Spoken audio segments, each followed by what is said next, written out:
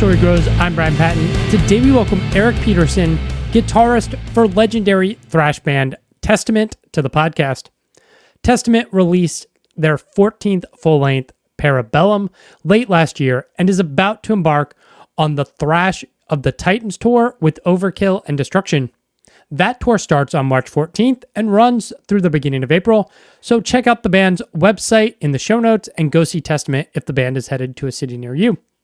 And if you're a European listener, Testament will be in Europe all summer long, hitting the festival scene from the end of June through mid-August.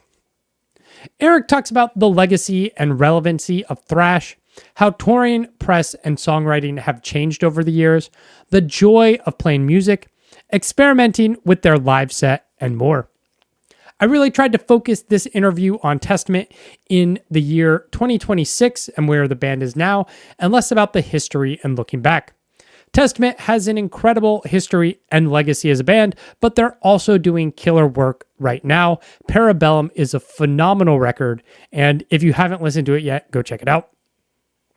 Thanks so much for checking out this episode of As the Story Grows. If this is your first time listening to the podcast, welcome. You can find links in our show notes or at asthestorygrows.com for our mailing list, our Discord server, and our Patreon page, where $1 a month will get you early access to every episode. And if you like what you hear, I would love it if you subscribed to the podcast on your podcast platform of choice. You never know when you'll discover your next favorite band. Enjoy today's conversation with Eric Peterson of Testament.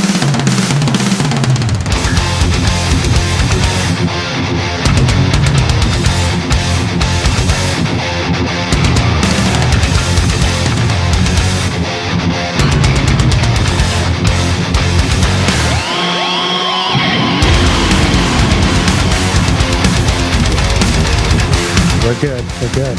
All right. Stoked to have you on. I've asked this question of a variety of like legendary or long time bands. I'm going to ask you a little bit different. You've been doing press and media in this band for 40 years, right? Does it feel now a little bit more akin to when you started the band, where you're doing maybe like smaller outlets, that it's more akin to doing zines back in the day, or is it just a completely different ballgame altogether? I mean, it's different now. Now it's like this, like on your computer at home. Yeah. Then there's the ones that are on tour where you're actually, at the interviewer's place of interviewing. Yeah. But yeah, no, it's, I guess it's more easier now. Yeah. You don't have to go somewhere or, I remember when the record would come out, the label would have me go to Germany and I would just sit and do phoners or interviews, and that was cool. I mean, there's something cool about traveling and stuff, but yeah. Yeah. Does it still bring you, I mean, I guess because people care about the band and want to talk to you, it's still a good thing to do these press interviews. And yeah, I mean, it's cool, depends on the interview, but most of the time it's all good. Yeah. No one's trying to be a dick about something. Because you've been doing this band for so long, like, I mean, you guys put out a record at the end of last year. Like, what keeps you inspired to keep writing and keep making music? Well, I mean, it's what we do, but at the same time, I think having new blood in the band is something that's kind of keeps it going. You get excited, especially with, like having Chris in the band. Yeah. For me, new drummers is always a lot of fun. Not that I want other drummers to leave or, it's just the way stuff happens. But, like this new record, there's a lot of different styles on there and a lot of different stuff. And, it keeps the motivation going. And I think that, getting out there and playing live and people are still coming to the shows and digging what we're doing still. Yeah. It's a lot of fun. Yeah. Yeah. One of the things I really like about Testament, and kind of Anthrax has this same thing too, where you're both thrash bands, but like on any given song, there's like death metal elements or, British heavy metal elements. Like, at what point as a band collectively, or maybe it's from your DNA, were you just open to like, we're not going to be pigeonholed into like, this is what every song and every record has to sound like? Yeah, I mean, it's hard, like for us, I think I've lost track of how many records we got. I think this is our 14th record, maybe 13th. Anyway, 14th. yeah, at some point, it's like the same formula.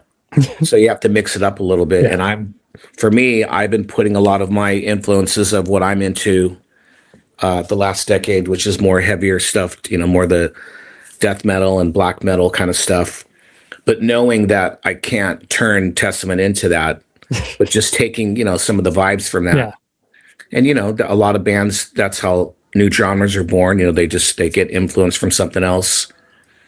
But, we like to keep it to where, like we haven't had a ballad for a long time, and Meant to Be is on there. That one really sounds like something out of the 80s, Yeah. but still fresh, I think. And then, Nature of the Beast is more kind of an ode to new wave of British heavy metal kind of stuff. And then the two openers is just total new school, I think, Yeah. just. Yeah.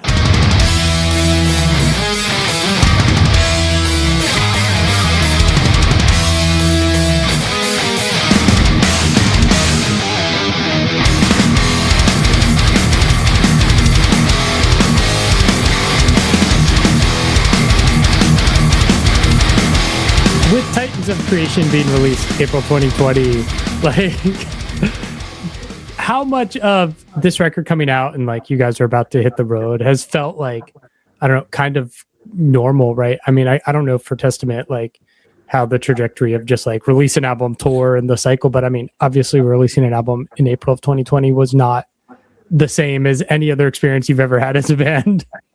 Yeah, definitely. I mean, having a new record out and getting out there again. I mean, this is what we do, so it keeps everything fresh again, and some new songs to play live. Yeah, it's fun in the beginning too, because we really push what we're doing as of new stuff, and then as the cycle goes on, I feel like we kind of always default back to the old stuff, and then some a little bit of new stuff. But I think the band's really excited to really. I was talking to Chuck the other day. We really want to focus on doing more of the 2000 era stuff. Yeah, 21st century stuff. That's cool. There's plenty of room to do. We've been putting out these our older records, so there is going to be some tours where we do like an evening with only playing Souls of Black, or we just recently did Practice What You Preach.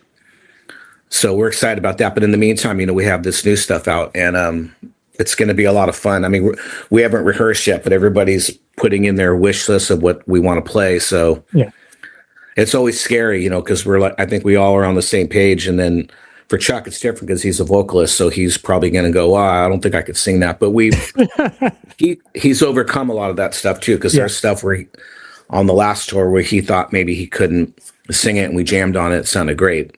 Nice. And we for the longest time, we didn't play any of our ballads live. Oh yeah. And all of a sudden, these last two tours, we've been playing, not one, not two, but 3 or 4 ballads a night, which is, a little crazy, but we just, and then you got Dogface Gods, and, you got, all these heavier songs in between it. So it's a lot of fun live, I think. Yeah. We're excited. Yeah. Is that one of those things where it's like, all right, to compensate for maybe age changing vocals, you're like dropping guitars down an octave or something? Yeah, there's a lot of different tunings for sure, Yeah.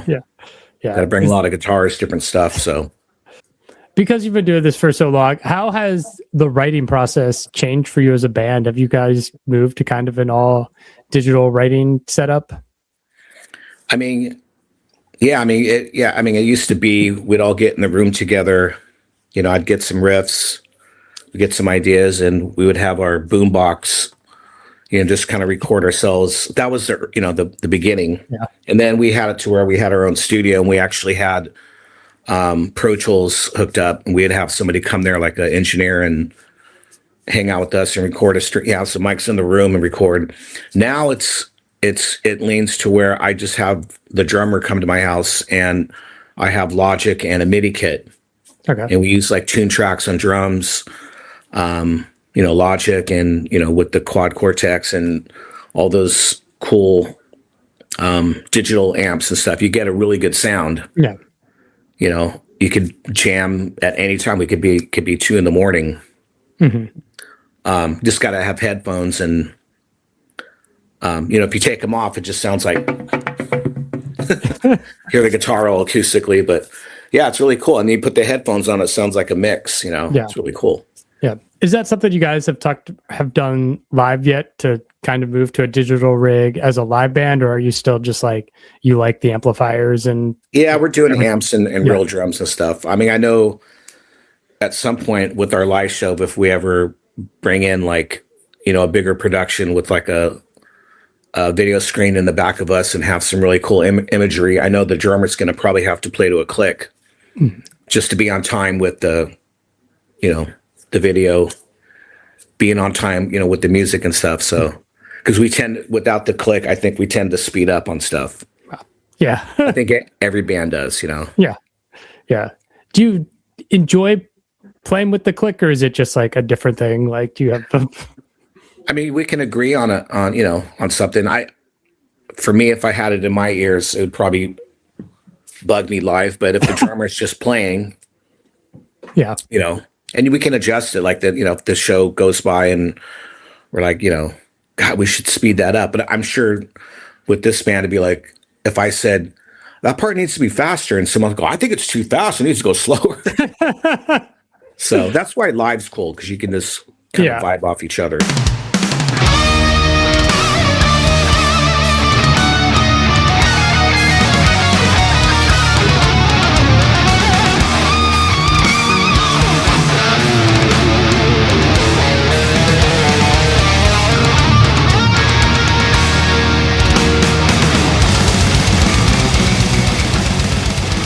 I asked this question of Tom from Angel Ripper, but is there something about that era of thrash metal that started in the 80s that has led to all these bands from that era having just these long careers and just like pushing through and sticking with it, as like the music industry has gone up and down and metal has gone up and down in popularity? Yeah, it's really weird because like when I grew up, there was different genres and different decades of music. They had before rock and roll, you had the 40s, the Glenn Miller band and big bands. And then the 50s, you had, rock and roll was invented kind of, and then, the 60s is getting more psychedelic, getting more heavier. And the 70s, hard rock, 80s metal, 90s, kind of the same, but, more, I guess, evil. Mm-hmm. But then I feel like it's really weird. Like the 2000s, I feel like nothing's changed, but it's not old. It's kind of like got to the point to where stuff that we wrote a long time ago is still very, in the 80s is very viable now. Yeah. It's not like we're playing, You're Nothing But a Hound Dog, 3 decades ago. Yeah. Over the Wall still is, if I wrote that now, it would be fresh, I think. Yeah. It wouldn't be like, oh my God, that sounds like, I don't know, the Rolling Stones in the 60s or, Yeah. It's just kind of weird to me. I mean, that's the way I look at it. At least it seems to be kind of weird like that. So yeah, I mean, your question, it's, I think this kind of music is very modern. Yeah. And I can't wait to see when somebody switches it up, what a band that comes along. And I mean, bands do come and they take different ideas, like there's the newer deathcore and metalcore. Some of the bands like Mental Cruelty, some newer bands like that, or Lorna Shore. Yeah. I mean, remember playing a festival in Europe, and I was like in my bunk napping before we go on, just kind of getting a little rest before we play. And I was like, man, Cradle of Filth is really fucking sounding wicked right now. And I went up there on the side of the stage, and it was Lorna Shore, and I'm like, whoa. But they don't have all the corpse paint, and they just look like a bunch of guys up there just tearing it up. Yeah. So yeah, I mean, it's I guess what I'm saying is that this type of music is still got a ways to go. Yeah. Yeah. It's cool to hear you talk about new bands and what's happening now. Like when you see, Lorna crushing it like huge, or like a band like Spirit Box or Knock Loose like on TV, are you just like, hell yeah? Yeah, because they're doing a good job at it, But I mean, it's like it's not. I mean, it's new, but it's like it's been done, but they're doing it in a good way. So I mean, everything's been done, I think, but yeah, if you arrange the chords right, you got three, 4-chord progression, and it's been done for 50 years. But if you do it right, it can sound amazing, Yeah. And so that's a lot of fun. That's I think for writing, that's the best part is when you come up with something. It's the same progression I've done forever, but if it just comes together and sounds fresh. Yeah. Especially with Chris, with the new drummer, and then. He gets super excited, and I'm like, I think even one time I played a Dragonlord song. We were jamming on it's called Wolf Hunt, and he's like, the next day he goes, "Man, I love that new song." I go, "Oh, that's a Dragonlord song." It was kind of funny, nice, but it's cool because we dug it, so we kind of wrote some stuff that could fit in that department. But once the whole band jams on it and Chuck sings on it, it sounds like Testament. Yeah, it takes on its own life. Yeah, you guys are heading out on tour here, a few weeks now. Yeah. Touring when the band started in the mid to late 80s versus now that you're in your 60s, like outside of technology, like how much I know it's crazy, right? how much has like your approach to touring changed as like time has gone on and you've gotten older? That's another thing I've talked about with people. It's like when you join a band, you're 21, 22, 18. Well, pretty much most bands are in their 20s. You kind of stick to that mentality when you're in the band. Mm-hmm. Yeah, you grow up and you get a girlfriend, get a car, get your own place, buy a house, have kids. But when you when you're in the band, it kind of all goes out the window in a way to where you're still how you were when you first started. You get more wits and you don't do stupid shit as much, or don't do stupid shit. But yeah, yeah. I mean, I think being in a band keeps you young. Yeah. We kind of approach it the same way. You learn lessons, what not to do. You maybe don't drink so much. Maybe don't eat so late. We've gone through our stages where, in the beginning, where all we had was 2 pizzas and a 12-pack of beer, and we were just like eating as much as we could to see who could get more. Yeah. And then we've seen photos, before we were doing our second record, and we're, especially Chuck, me, and Louie, we're like porking it. And then we went on Nutrisystem, we lost all this weight, and then I think we looked pretty good for the next 3 records, and then you gain it back, and you go through all these different stages, but you kind of learn to where, what you should eat and what you shouldn't, when, Mm-hmm. It's hard being on the road because if you're headlining and you go on at 9, you don't want to eat unless you eat at 5. You can't eat, too late close to the show because then you're just going to be, miserable. But when you get off, you're like, oh man, yeah, you want to go out and get wasted? No, I just want a good cheeseburger and go to bed. Go to bed. Oh no. Yeah.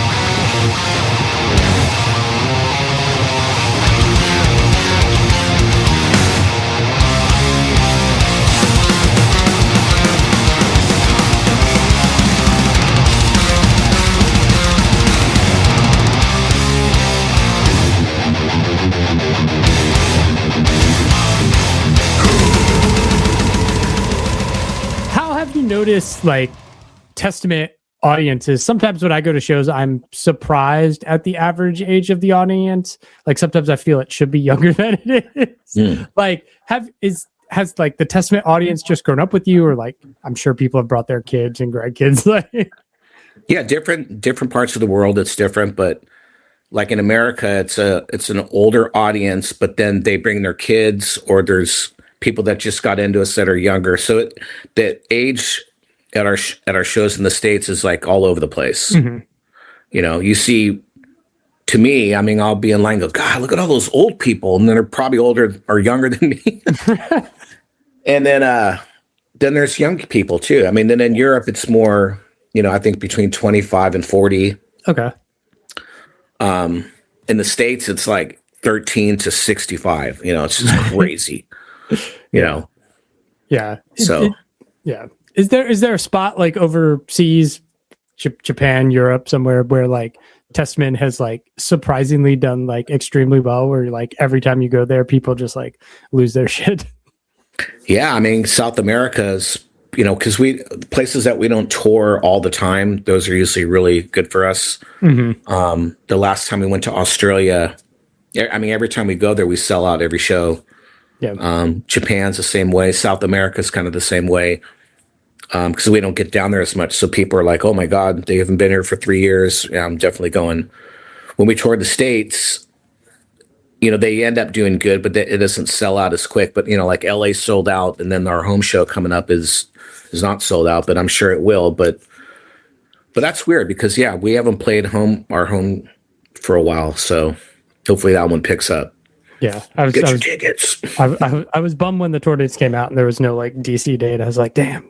Yeah, the second leg. There's a lot of stuff we missed, and we want to get to Canada too. I mean, we haven't, but we didn't want to go in and out. I mean, there's so much weird shit going on. Yeah. So if we could just get there and then just stay in Canada, that'd be great. We have a great time with it's a lot like the States, Yeah. But yeah. Yeah.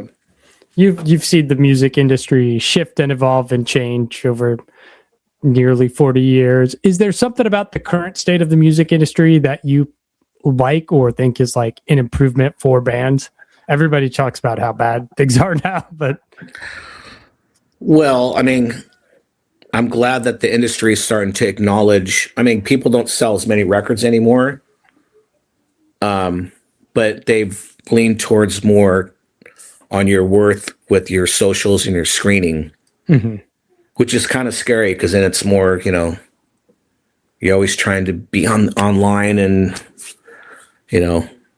be aware of everything, and you got to be careful what you say. I don't know. It's kind of crazy. It's cool in a way though, too. I mean, it's good and bad, I guess, Yeah. I like the old school way. It was really cool. I miss magazines and, not knowing,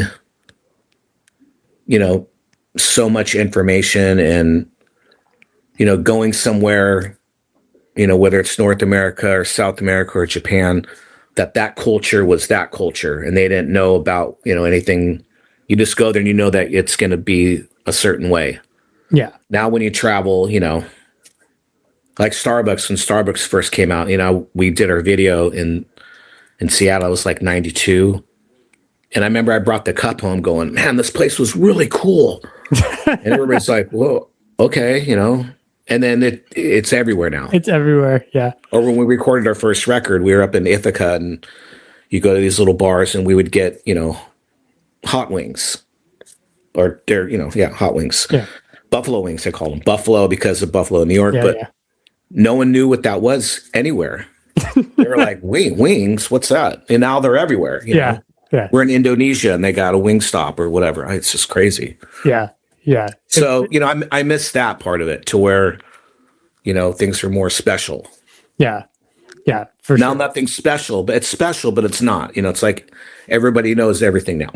Yeah. It was we, as a family, took a trip to Japan and like we were in Tokyo and like it's cool, but we had done so much research and seen so much on YouTube that it's like you go to these spots, it's like I've already seen this like 100 times online. Like, yeah, it's cool to discover stuff too when you go somewhere and you just, for the first time you're like, wow. Yeah, but Japan's still a mystery. I mean, their culture's awesome, and the food there and the people there, it's great. I love it.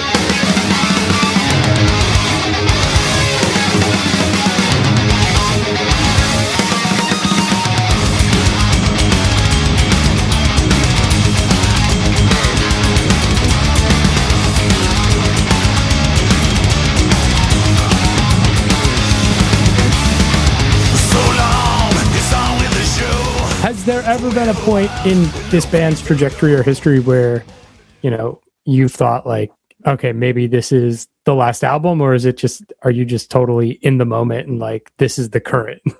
Well, we have another 2-3 record deal with Nuclear Blast. And you're going to fulfill that. Well, me and Chuck were talking like that because usually we put a record out and then we tour 2 years on it and we start writing, and there's like a 2-3 year gap. Not 2 year, that's older school. So yeah, 3-4 years. Yeah. And he's like, dude, I'm gonna fucking, better hurry up and write the record. Because we just put out a record. Now me and Chris are already working on new stuff. So yeah. That way when we're done, it's written and we could just get in the studio and jam out on stuff. So yeah, I mean, it sounds great, but I feel great now, but who knows, Yeah. Sometimes age just hits you and you're just boom, you're like, fuck, I'm old. Yeah. I definitely have. But this keeps you young doing what we're doing. And yeah, we're really into it. Obviously we're not slowing down. I mean, if you hear our new record, you're just like, whoa.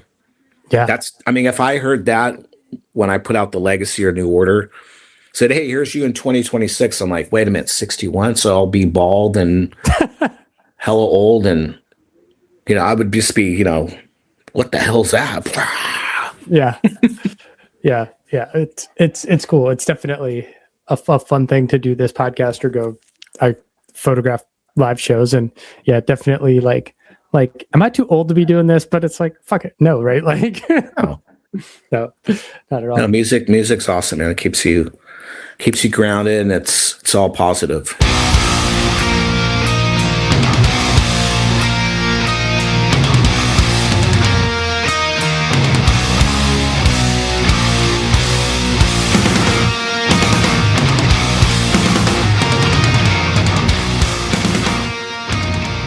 When this comes out, let's see what people want to hear. I know I want to play, 4 or 5 new songs off the new record. I really want to play Curse of Osiris. That song, and there's some stuff off the last record, and there's just a lot of stuff that we haven't played. So yeah, I had a really good time when we busted out the acoustics on the practice night with us. That was a lot of fun. So hopefully we keep, some ballads going and doing some deep cuts and then, playing some of the catchy stuff that everybody wants to hear. There's some stuff you just have to play, like Practice What You Preach, Into the Pit. You got to play your classics, even though we're like, let's not play that tonight. I'm like, what? Yeah. And then we play it and everybody goes bonkers. We're like, all right, yeah, okay. Can't not play that. Yeah. In doing like anniversary shows or playing albums front to back, like, do you enjoy that and connecting with those old records in that way? Or do you just like, it's a live show and you'd rather just have the variety of just like, here's tonight's 20 songs we're doing? Oh no, it's a lot of fun to revisit like a certain record. When we did the Legacy and the New Order together only, and we did that all over the world. I mean, that kind of, in a way, not forged me, but it gave me that just the thrashing and the fast picking, and it kind of influenced the new record a little bit, I think. Nice. And then playing the Practice What You Preach stuff was a lot of fun because that, we didn't even play all that stuff when it came out. Yeah. We played maybe like 3 or 4 songs. And then, doing the acoustic thing, we're just like bringing back Return to Serenity, the ballad, the Legacy, a dirge, all this cleaner stuff. And we just really tripped on how people reacted to it. They just, there's people, people were just like crying in the audience, like, there's no crying at our show. But no, it was really cool. I mean, it was more like, like we have the movies and there's a spot and you get emotional. So it's kind of like that thing. And especially with Return to Serenity, I see a lot of people losing it a little bit.